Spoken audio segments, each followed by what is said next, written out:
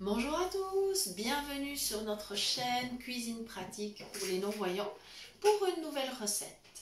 Voilà, nous allons préparer un parmentier de poisson. Alors bien évidemment j'ai pris de l'avance, mais je vais vous expliquer tout ce que je vais faire. Voilà, et tout ce que j'ai déjà fait bien sûr. Devant moi, j'ai des filets de poisson. Voilà, donc avec mon couteau, je vais commencer à les couper en petits cubes. Voilà, donc ça c'est simple. Je coupe le filet de manière transversale. Je le coupe dans son emballage, ce qui m'évite d'avoir de l'odeur de poisson sur une planche, parce que ça par contre c'est pas agréable. Voilà, donc voilà, comme ça. Je fais mes petits cubes après, je coupe dans l'autre sens, de façon perpendiculaire, et j'aurai mes cubes de poisson. Voilà. Alors, ce que j'ai déjà fait, j'ai préparé une purée de pommes de terre. Alors, très facile, j'ai épluché et coupé 1 kg de pommes de terre. Bien sûr, des pommes de terre à chair farineuse, c'est ce qui va le mieux pour la purée, bien sûr. Voilà, je les ai mis cuire dans de l'eau salée. Ensuite, je les ai égouttés. Voilà, donc j'ai fait très attention de me transporter jusqu'à l'évier de façon sécuritaire, c'est-à-dire que j'ai pris des gants très épais et très longs, c'est-à-dire qu'ils me couvrent les mains, l'avant-bras, ils sont recouverts de silicone. Voilà, donc j'ai été égoutter mes pommes de terre. Ensuite, j'ai pris donc mon presse-purée à main, j'ai ajouté du beurre, j'ai ajouté du lait et j'ai fini de préparer ma purée, voilà, en écrasant bien, en mélangeant bien. Donc ma purée est prête. Ensuite, j'avais préparé aussi de la sauce tomate. Alors, j'ai fait revenir de l'ail frais. Ensuite, j'ai coupé mes tomates. J'ai laissé mijoter tranquillement en ajoutant du bouillon, c'est-à-dire la valeur d'un bouillon cube. Moi, j'ai mis 1 cuillère à café de bouillon aux légumes sans gluten, mais si vous utilisez les bouillons cubes, ça sera un bouillon cube. Voilà. Donc, j'ai laissé revenir, j'ai ajouté un petit peu de vin blanc dans ma sauce. Voilà. Et j'ai laissé mijoter. Voilà. Donc, ma purée plus ma sauce tomate sont déjà prêtes. Je suis en train de disposer des morceaux de poisson dans mon plat. C'est un plat qui va au four, bien sûr. Voilà. Donc, le premier filet de poisson est prêt. Je vais passer au second. J'ai pris du cabillaud. Vous avez bien sûr le choix de prendre le poisson qui vous plaira. Je vous conseille néanmoins de rester sur des poissons, on va dire basiques, à prix raisonnable. Pour un parmentier, ce serait dommage, par exemple, d'aller mettre une limande sole. Ce serait un petit peu dommage. Voilà. On va réserver la limande sole pour des plats peut-être plus raffinés. Voilà. Et pendant que je coupe mon deuxième filet de poisson, je vais vous raconter l'histoire de la pomme de terre qui est arrivée en France grâce à Monsieur Parmentier, justement. Monsieur Parmentier, quand il a importé la pomme de terre, il était certain que tous les Français allaient être enthousiastes et se jeter dessus, et c'est pas du tout ce qui s'est passé. Les Français étaient très méfiants et n'achetaient pas les pommes de terre. Alors ce qu'il a fait, il a continué de planter ses pommes de terre et il a engagé des gardes pour la nuit, c'est-à-dire quand personne ne travaillait au champ.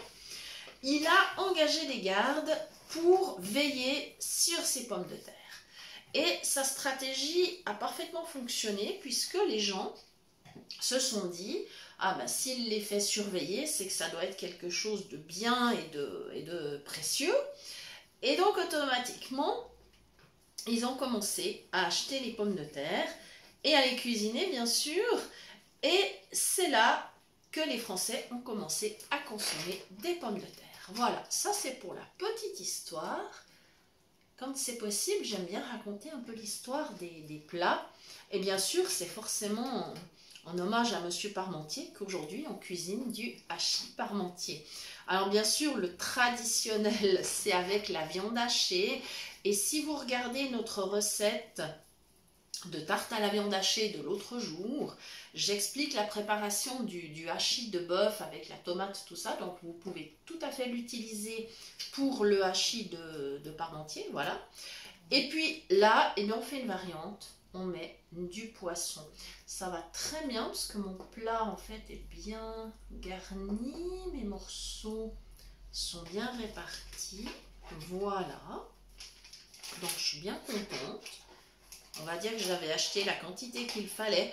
Alors, pour vous dire à peu près, donc j'ai fait 1 kg de purée de pommes de terre.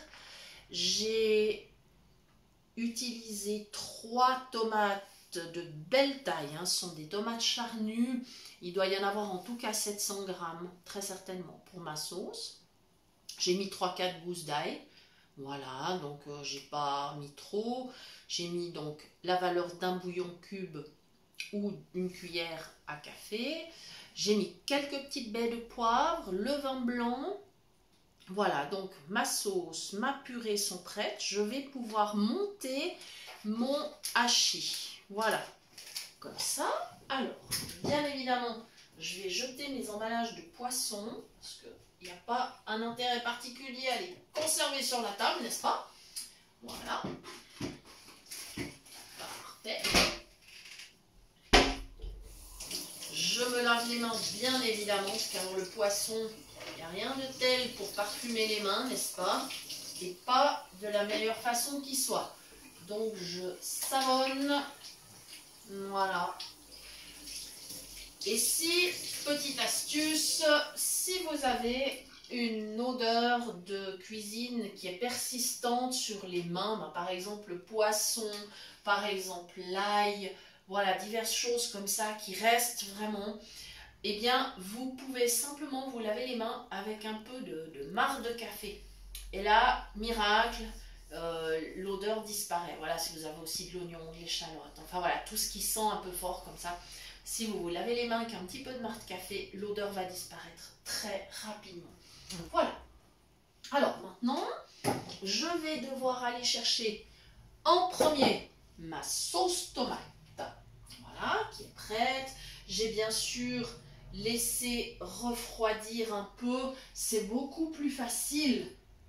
Parce que vraiment, si je prends quand c'est bouillant, c'est plus compliqué. Alors, ma casserole de tomates. Je viens avec la casserole vers le plat. Voilà. J'ai un plat qui va au four qui est un plat rectangulaire. Il supporte les très hautes températures. Il supporte jusqu'à 400 degrés, donc c'est vous dire. Alors, pour bien verser ma sauce, je positionne la casserole sur le bord du plat, je vérifie mes distances. Ma casserole est moins large que mon plat, donc je ne cours pas un vrai danger. Et voilà, ma sauce tomate. Voilà. Maintenant, comme je ne suis pas très sûre que j'ai réussi à la répartir de façon uniforme dans le plat, ce que je vais faire, c'est qu'avec ma spatule, je vais remuer. Je vais mélanger le poisson, la sauce, je vais tourner un peu tout ça et comme ça je serai tranquille. Oui, ça ira bien.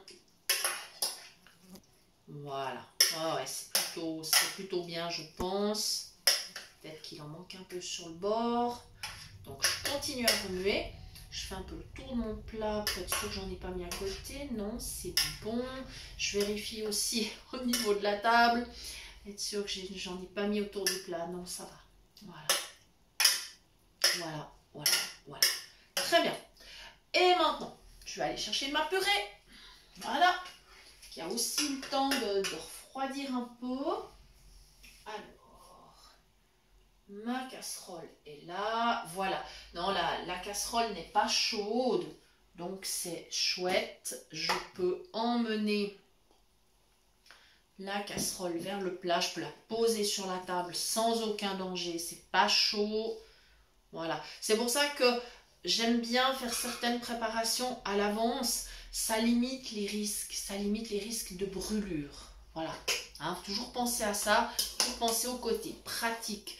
Le deuxième avantage, c'est que ma purée, comme elle a refroidi un petit peu, elle est nettement plus épaisse et ça va être beaucoup plus facile de la mettre sur le plat. Alors, donc j'ai ma spatule, j'ai été chercher de la purée. Je commence à droite de mon plat, tout simplement, parce qu'en fait ma casserole est à gauche, hein, pour vous dire. Donc, vous pouvez faire le contraire, bien sûr. Hein. Mais donc, je commence à remplir du côté opposé à la casserole. Voilà. Donc, voilà. Il faut vous dire que je suis gauchère. Donc évidemment, si vous êtes droitier, droitière, vous ferez, je pense, exactement l'inverse, ce qui ira très bien quand même. Voilà, donc je continue, j'avance, et évidemment, je vérifie avec mes doigts. Il n'y a pas 50 solutions quand on ne voit pas. Comme je viens de me laver les mains, ça n'a aucune importance. Je vérifie avec mes doigts que je répartis bien ma purée. Je continue d'avancer, toujours. Voilà, avec mon plat, j'étale, alors j'appuie avec la spatule pour bien répartir ma purée. J'ai encore un petit peu de place, oui. J'ai encore un petit peu de place et j'ai presque utilisé toute ma purée. J'en ai quand même mis un peu sur le bord de la casserole, c'est pas grave, je récupère avec les mains, c'est pas grave. Faut pas avoir de scrupule d'utiliser ses doigts, hein. Vraiment, parce que voilà. J'aime bien faire la cuisine. Après, c'est vrai que, à ma foi, les astuces, quand on ne voit pas, c'est aussi d'utiliser ses mains. Voilà. Comme ça, je peux aussi vérifier dans ma casserole que j'ai bien raclé toute la purée. Ça serait trop dommage d'en laisser. Voilà, je sens que j'ai un petit coin là où j'en ai pas beaucoup. Alors j'appuie, j'en remets dans ce coin-là. J'aurai les doigts pleins de purée, mais c'est absolument pas grave. Voilà. Comme ça. Voilà. Voilà. Voilà, voilà. Et mon plat, il va partir au four à 220, environ 25 minutes. Après, ça dépend du temps de préchauffage du four. Le mien, il est ultra rapide. Donc, il monte à 220 en 4-5 minutes maximum. Si votre four met plus de temps, pensez à rajouter 5 minutes. Voilà, c'est-à-dire plutôt 30 minutes au four. Voilà, je suis plutôt contente. J'ai mis un petit peu de purée sur les bords du plat, mais c'est pas grave, je vais essuyer. Voilà, et mon plat est prêt à partir en cuisson. Alors voilà, ça nous fera notre menu du dimanche. C'est un plat finalement assez complet. Il y a une source de protéines qui est le poisson. Il y a évidemment des légumes, ce sont les tomates, l'ail bien sûr. Les pommes de terre qui sont le féculent. Donc c'est un plat bien complet. Voilà, donc merci beaucoup de nous avoir suivis. Je vous rappelle que vous pouvez nous écrire à l'adresse suivante, cuisinepratique@mail.ch pour toute demande de recettes ou si vous souhaitez recevoir les liens des prochaines vidéos. Je vous dis un très grand merci de nous avoir suivis et j'espère que cette recette vous a fait plaisir. Je vous souhaite un bon dimanche, un bon appétit et je vous dis à bientôt pour de nouvelles idées cuisine. Merci.